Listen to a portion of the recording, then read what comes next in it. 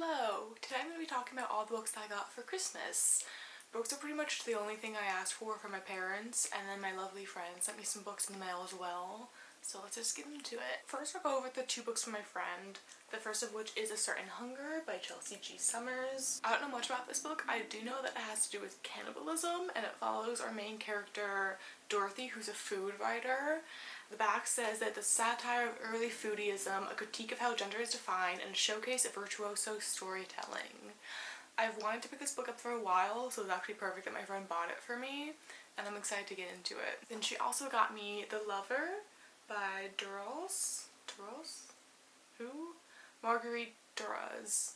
I'm definitely butchering that. I'm so sorry. First of all, I love this cover. I saw this at Barnes & Noble once. I almost picked it up just for the cover, but then I didn't.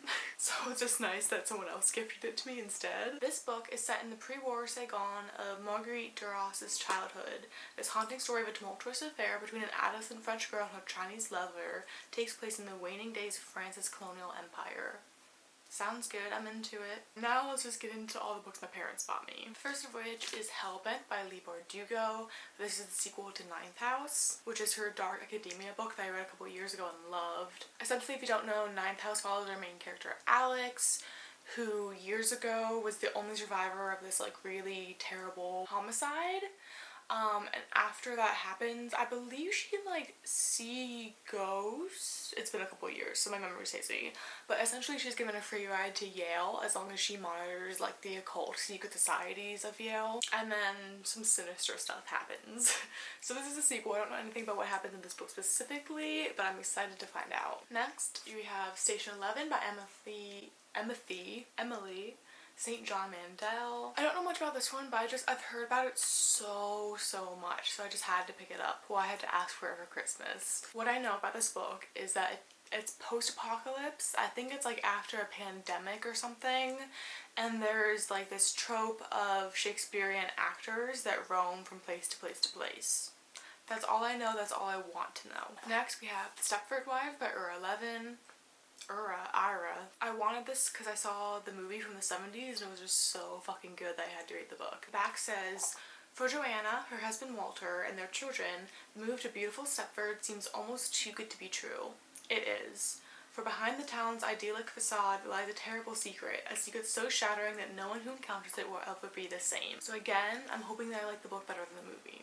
Even though I love the movie, so like I just hope it's an even greater experience, I guess is what I'm trying to say. Next, I have Madame Bovary by Gustave Flaubert? I don't know.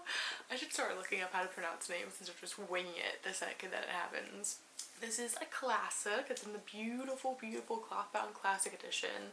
There's a couple of them in this book haul, you'll see. I'm just such a sucker for these editions. All that Goodreads says about this is that it's the debut novel, and the character lives beyond her means in order to escape the banalities and emptiness of provincial life. I have no idea. I just wanted to read it. I just wanted to own it because it's cloth-bound classic and I want all of them. So here I am. Then I have Woman Eating by Claire Coda. A young mixed-race vampire must find a way to balance her deep-seated desire to live among humans with her incessant hunger in this stunning debut novel from a writer to watch.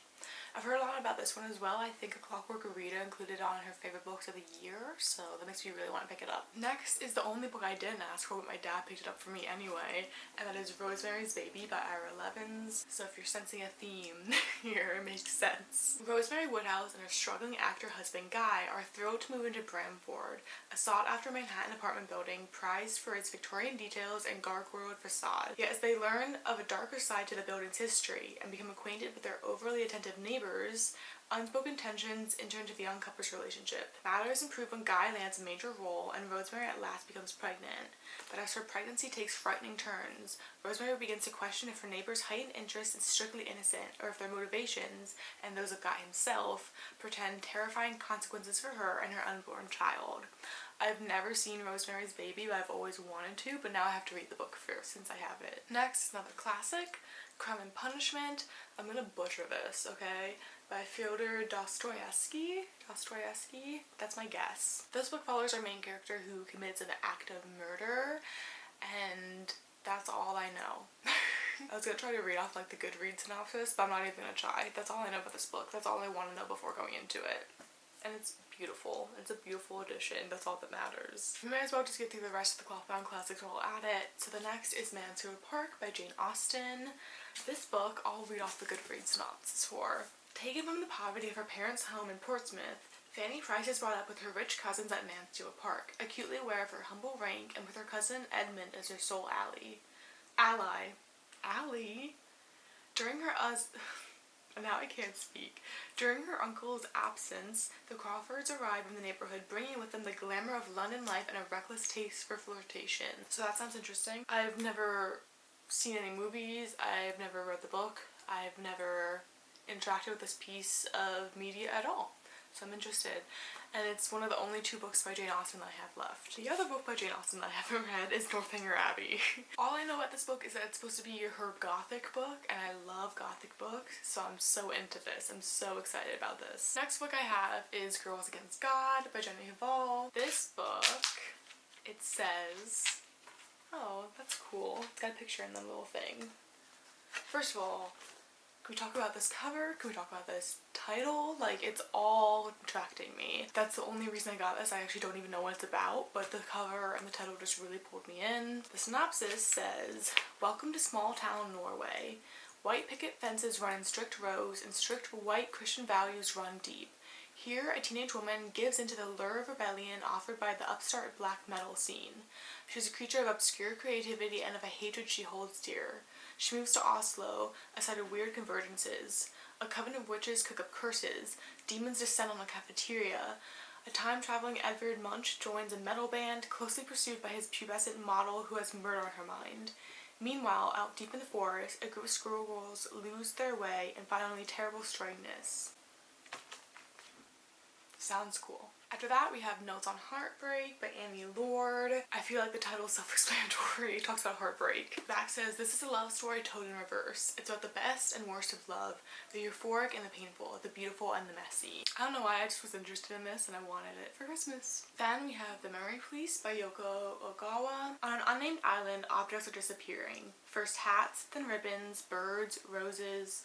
Most of the inhabitants are oblivious to these changes, while those few able to recall the lost objects live in fear of the draconian memory police, who are committed to ensuring that what has disappeared remains forgotten. When a young writer discovers that her editor is in danger, she concocts a plan to hide him beneath her floorboards, and together they cling to her writing as a last way of preserving the past. Sounds really, really interesting, and I've been wanting to read more translated fiction, so here I am. More translated fiction.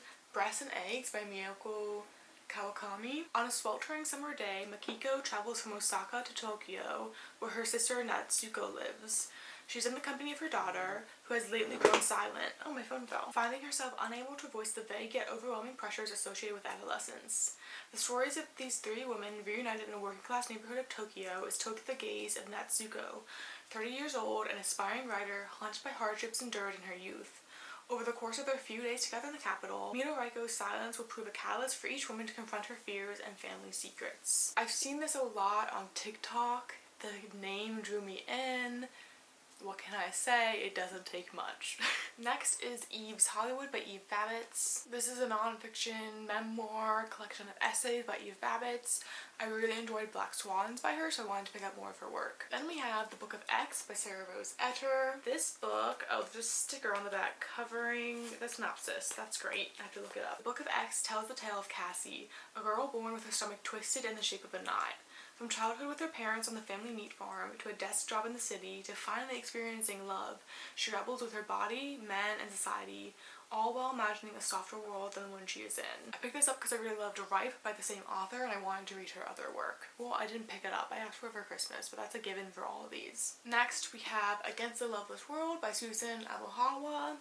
This book follows the life of a Palestinian from an Israeli solitary confinement cell.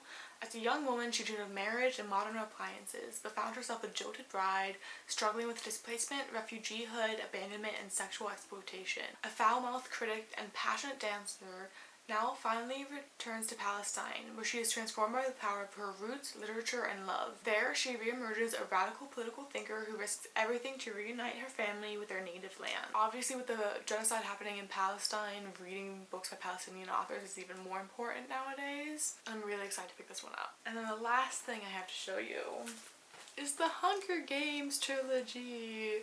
It's been years since I've read this. I read it in middle school. I think I was like 12, so it's been like 13 years. I never owned them. I think my sister did, so I really wanted to reread them, so I asked for them for Christmas, and I'm so excited. So there you go. Those are all the books that I got for Christmas this year. Let me know what you got for Christmas down below, and I'll see you soon with another video. Goodbye.